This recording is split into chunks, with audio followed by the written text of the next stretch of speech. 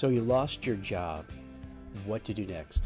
Hey, this is Jack Kelly with the WeCruitr Podcast, and today I'd like to talk to you about kind of a tough situation.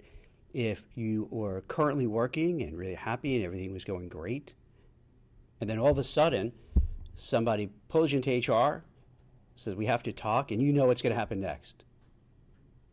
You make that long walk.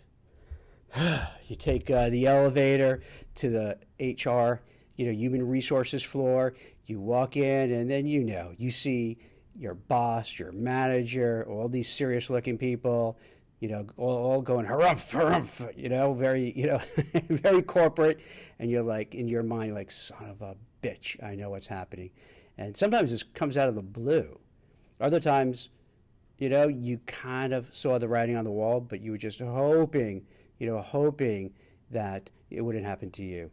But unfortunately, it does, and you've given your papers, they say goodbye, some burly security guard walks you down, which is humiliating, awkward, infuriating, because you're thinking, hey, I was good enough to work here, for 10 years. Now, what am I going to do? What do you think? I'm going to just steal every computer and every file and walk out of here?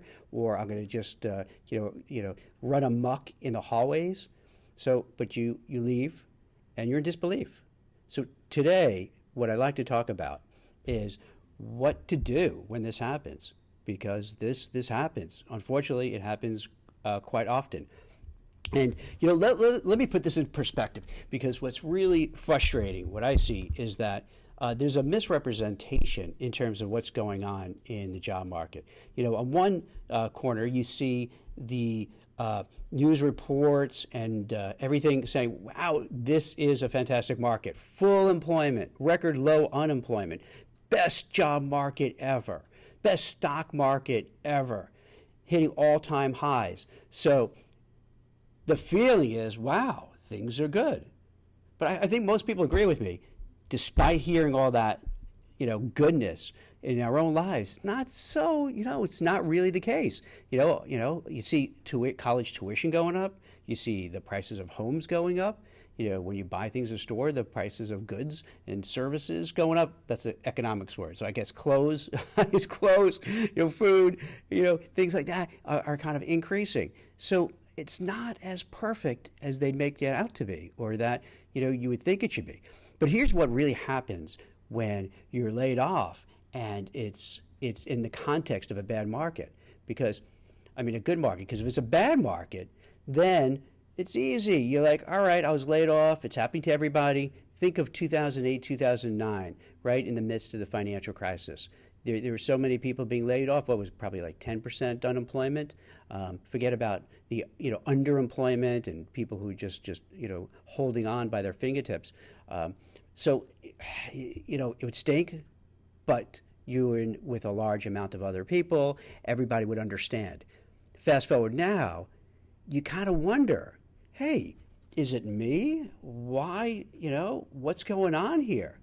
I'm confused. It seems like it's a great economy. Things are going well. Why me? And here's a curious thing that happens with individuals. When times are good, everybody is really excited to be social and brag about what they're doing, get a new car, go on these amazing trips, buy a bigger house.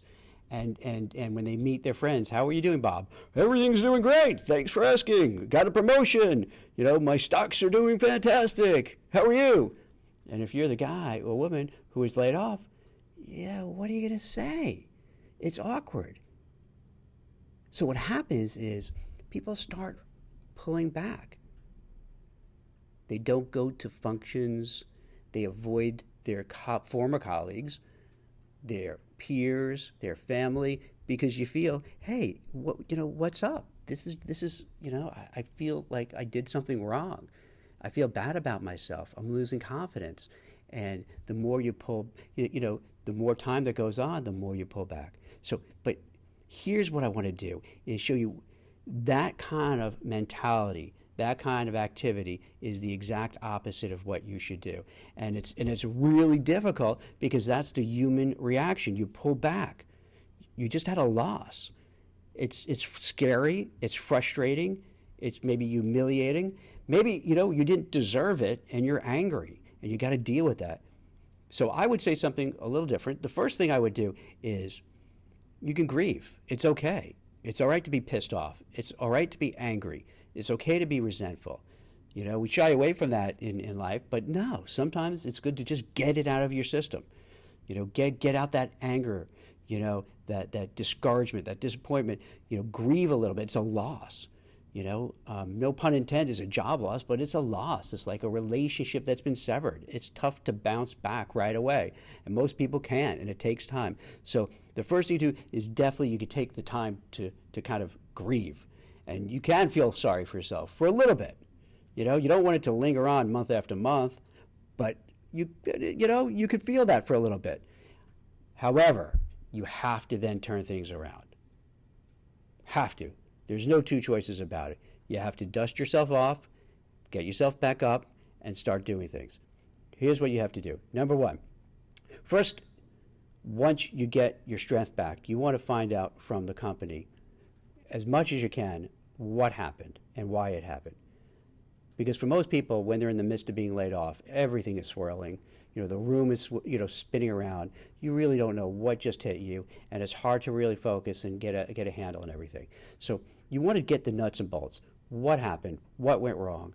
And what are you going to say when I interview and go for a job and they ask for a reference? Are you going to say that it was a reorganization and, Jane Doe was fantastic and great and I give her a great recommendation, or are you going to say something else? You also want to find out what you may or may not be leaving behind. Do they owe you money? Do they owe you sick days? Do they owe you vacation time? Is there what's going to happen with your 401k? What's going to happen with any maybe restricted stock you have? So you really want to take inventory of, now that you're clear-headed, what's owed to you. And then also, presume everything, it was one of those unfortunate things, they had to do it, they feel bad, see if you can get right then and there some sort of written statement showing, or even kind of push for a recommendation. Hey, John Smith was great, he's wonderful, there's a reorg, I highly recommend him, and get that, together, so you don't have to scramble 3 weeks later, a month later, 2 months later, when it's out of their minds, they don't care, they're not going to return your phone call. You want to do it, still when it's fresh. Then what you want to do, you get your own financial, house in order. You want to make sure, all right, do I have enough money to last me? Can I collect unemployment? Check on that. Check on your rainy day fund or how much money you have, because that's reality. Do you have enough money to get you through? Hopefully you do. If not, you have to figure out how to support yourself until you get that next job, whether it's getting some sort of gig, a part-time job, or just have to get a job really quickly. So think it through, get in touch with your accountant or whoever in your family does the books to really get a sense of, how long can you last? Now, hopefully, God willing, you could last a long time and you really don't have to worry. But you want to prepare, for the worst. You want to prepare that, hey, I might be looking for a long period of time and I have to be able to support myself so I don't freak out. And also, I just don't take the worst job because it's the first one that's offered. And then I feel, gosh, what did I do? What a mistake. Then here's the tough part. You got to get up every morning and treat this like a job. You have to start, looking at Indeed, ZipRecruiter. You can look at my new startup, WeCruitr, where you can connect with recruiters. Indeed, LinkedIn. I'd say Monster and some of the others, but I don't know if they're any good anymore. I'm not disparaging it. It's kind of a winnowing of the players in this space. But you got to get up, start looking for any jobs that are out there. Take the time to update your resume, make sure it looks good, sharp. There's no reason you only have to have one copy of it or one version of it. You could have several different versions tailored for the job that you want.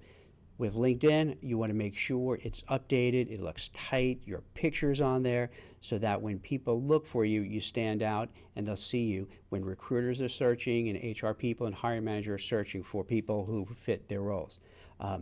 Then you want to get back to your colleagues. Hey, do they have any leads? You want to network. If there are any events to go to those events. Then it's time to interview.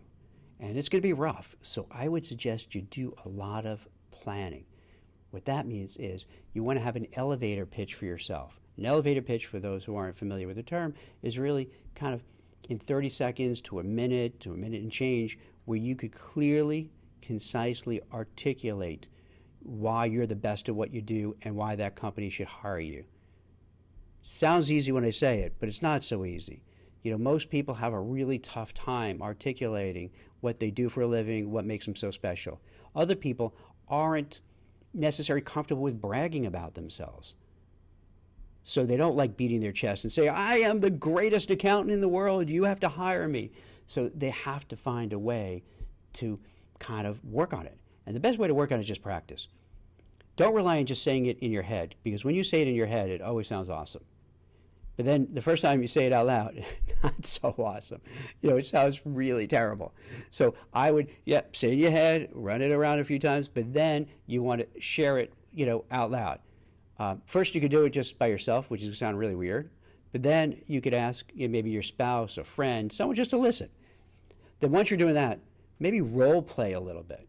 If you haven't been in the job market for a while, you want to role play a little bit about what questions they'll ask, how you'll answer those questions, how you sell yourself, how you want to come across, how you feel comfortable coming across. So go through that. And then it's just putting your head down and forging ahead. And this is where it gets tough, because the job market is not easy. Despite what you read in the papers and the news and watch on the news, is that it's really tough to find something, particularly if you're a mid to senior level person. If you're a mid to senior level person, what's happening now, and be prepared. I hate to tell you this, but be prepared. There's a lot of nearshoring jobs, a lot of offshoring jobs, a lot of automation that's taken the place of jobs. So sometimes for some areas, it's not as hot as you'd like it to be. Now, others, it could be really hot. So it really depends on where you are. But I always go from the frame of reference, as a recruiter and in this podcast and my writings for Forbes, is to look at the worst case scenario. Because anyone can look at the bright side and say, hey, everything's great, everything's wonderful, yay. That's easy. You know what I mean? That's the easy thing to do. And then if I would just do that and say everything, don't worry, you got laid off, you're going to get a job. You go get them. You're going to get that job tomorrow. Well, yeah. Everyone say, Jack, you're the best, you're awesome. But maybe that'll happen, and I hope it does. But if that happens, that's easy. You don't need me for that. That's cool. It's great that it worked that way. I think you need to hear some of the things to be prepared for, the curveballs that could be thrown at you so you're prepared.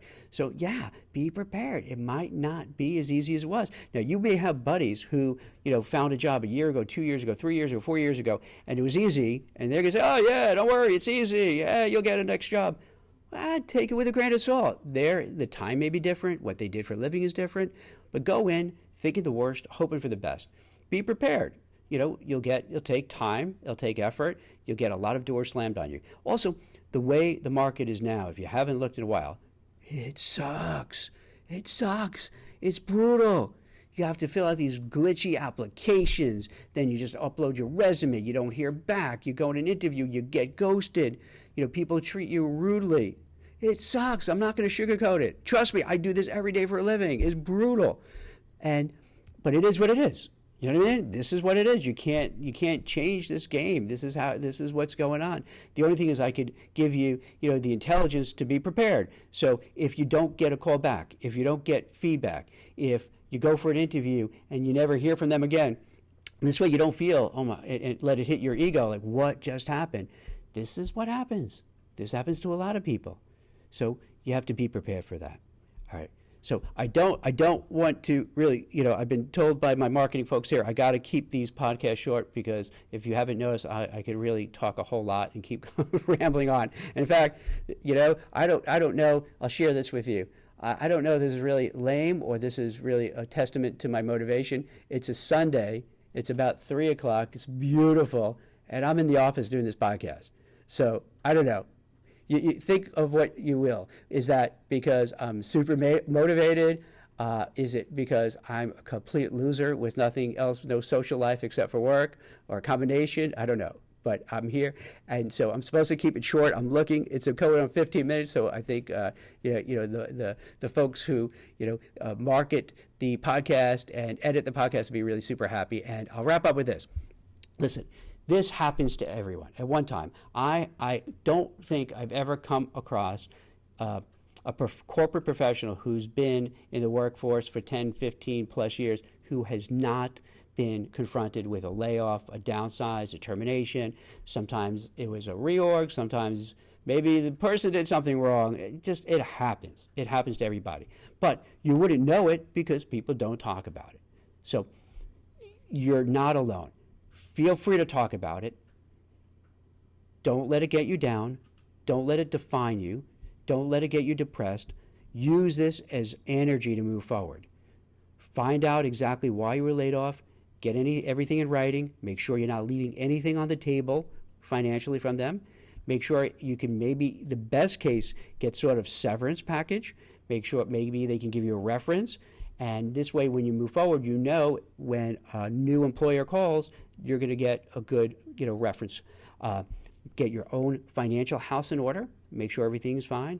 Spruce up LinkedIn. Spruce up your resume. Go to the different job boards. Check out places like WeCruitr.com and other, ZipRecruiter, Indeed.com, any other place you could find jobs, post a resume, and to get you out there. And don't be embarrassed about what's happening. Look at it as this is a chance to make a change. Maybe this was the kick in the ass that you needed to do something different. Maybe you really kind of weren't, you didn't love your job that much anymore. You were stuck and you just needed something. Even if that didn't happen, think that way. Hey, this is my opportunity to move forward. This is where I could start a new life. I could reinvent myself. I could look back and say, oh my God, this is the best thing that happened to me, because if I didn't get laid off, I still would be there. 5 years ago I still be there, 10 still be there. And now look at me, look what I'm doing. I'm earning more money, I'm happier, I have promotions and big bonuses. This is great. That's the attitude you have to take. Take the attitude, I'm going to take this situation, and yeah, it sucks, it hurts, it's frustrating, it gets me angry, but I'm going to use all those things to fuel me to move forward.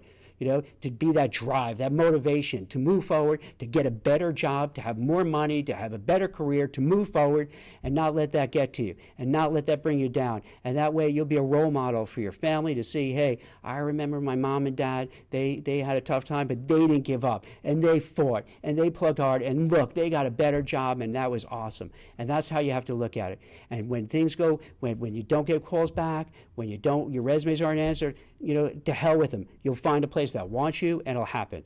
If you give it time and you give it your all and you treat it like a job, I'm sure you'll find something. I can't tell you when and where, but if you have that energy, that motivation, and you're good at what you do, eventually you'll land. If you're lucky, maybe you land something quicker. If not so lucky, it takes longer, but you will get something. So I wish you the best of luck out there. I'm sorry about the circumstances.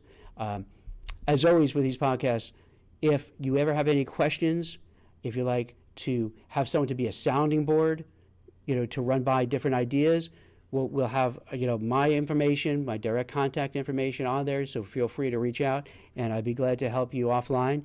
And I wish you good luck in a challenging time. And thank you very much for listening to the podcast. Goodbye.